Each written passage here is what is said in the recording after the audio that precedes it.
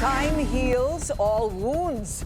Pero hindi sa kaso ni Nanay Maylene at sa kanyang nawawalang anak na si Mark Paul.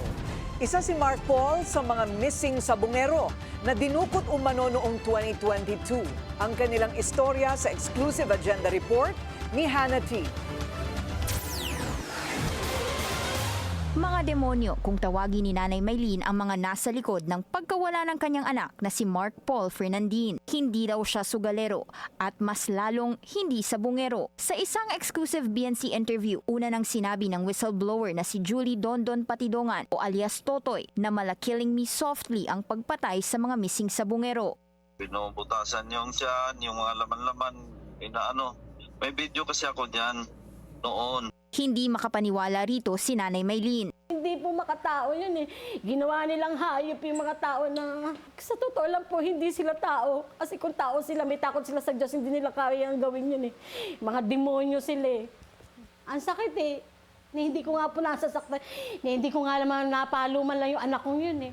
Tapos ganun ang ginawa nila. Kabilang si Mark sa 2 separate cases ng pagkawala ng mga sabungero noong January 13, 2022. Ang sabungan sa Santa Cruz, Laguna kung saan siya dinakip pagmamay-ari ng United Association of Cockpit Owners and Operators na nooy pinapatakbo ng Lucky 8 StarQuest Incorporated, ang e-sabong platform kung saan isa si Atong Ang sa nagmamay-ari. Sabi sa Senate Committee report ni Senator Bato de la Rosa noong 2022, mismong kapatid ni Mark ang nagsabing naka-receive siya ng impormasyon na ang dumakip mga tao ni Ang. Nakita pa nga raw sa video call si Mark ng araw na yun, nasa loob ng arena at naghahanda para sa laban ng manok kung saan siya ang naging tagadala nito. Pero ng mga sumunod na araw, Halos kung saan na kami pumunta para lang siya ay mahanap.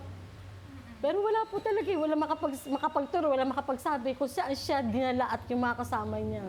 simula noon nagbago ang buhay ni Nanay Maylene. Sa mga panaginip na lang daw nakikita ni Nanay Maylene ang kanyang uniko iho. Naka-white shirt at black short si Mark, ang parehong damit niya nung siya ay nawala. Ang kadalasan niyang panaginip may tubig at kung minsan natatangay doon si Mark. Pero ang pinakamasakit ang nooy pagyayapos daw sa kanya ng kanyang anak at sinabing dinalaw lang daw siya nito.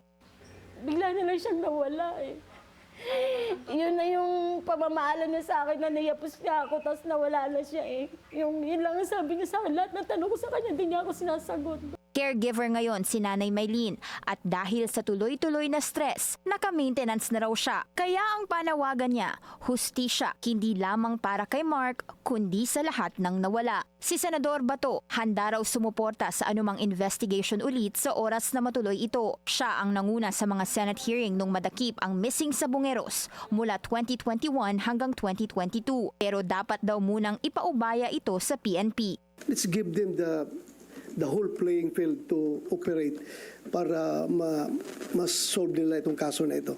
Naghahanda na rin si Nanay Maylene sa pagkakataong makakasama sila sa retrieval operations sa Taal Lake, ang sinasabing pinagtapunan ng mga nawawalang sabungero. Para sa agenda, Hannah T, Bilyonaryo News Channel.